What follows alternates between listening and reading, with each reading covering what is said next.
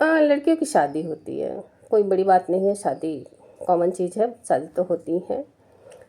तो शादी होने के बाद क्या होता है कि लड़कियां चूँकि बचपन से अपने घर में देखा ही होती हैं, माँ का संघर्ष देखती है, दादी का संघर्ष या तो देखती है या नहीं तो किसी के मुंह से सुनती है, तो उसको लगता है कि मेरी माँ ने बहुत संघर्ष किया या हमारी दादी ने इतना किया।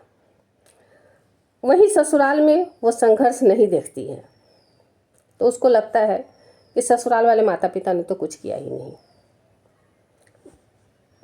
चूँकि वो देखती नहीं है,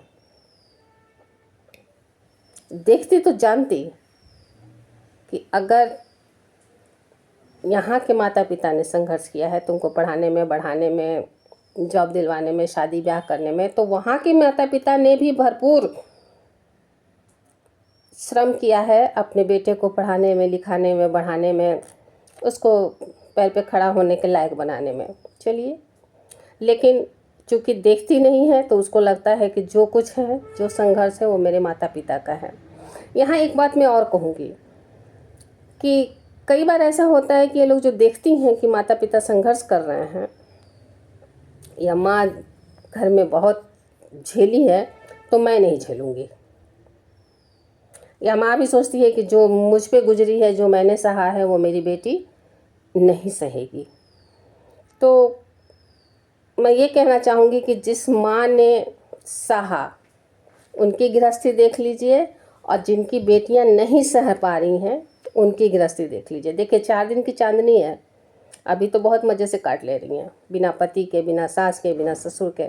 लेकिन एक न एक दिन आएगा जब शरीर थकेगा, जब शरीर